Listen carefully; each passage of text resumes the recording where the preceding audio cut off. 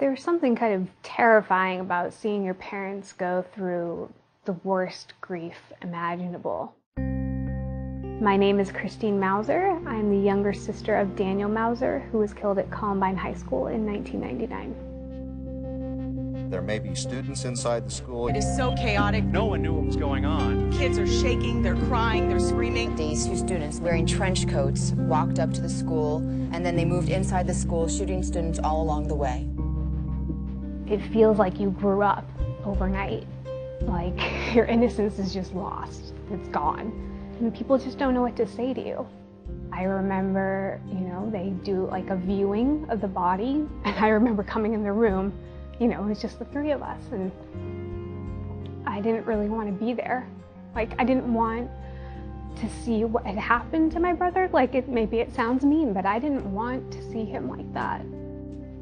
The most terrifying thing was walking back into my school, not for fear of like my safety or anything like that, just how I would be treated and how people would look at me. I remember just how awkward it felt and how different I felt. It got so bad that my parents pulled me out of school and I was homeschooled.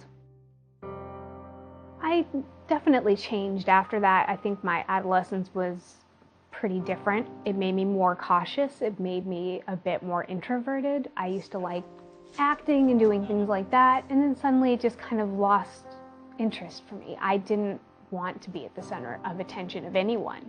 I had a lot of irrational fears. I thought about death constantly, and you don't really express those thoughts to people because it just doesn't make any sense, but it crosses your mind a lot because you just don't really trust the world anymore.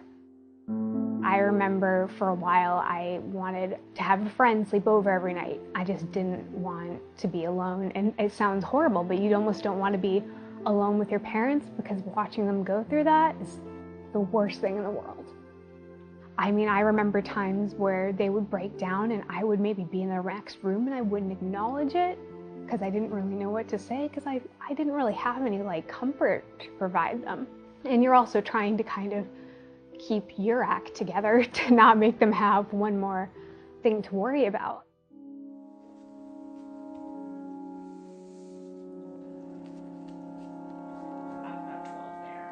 When I think about my brother, it gets to a point now, it seems like I've kind of lived these two separate lives. I've been these two separate people, and that you think about your life, everything before and everything after, because it's just so vastly different.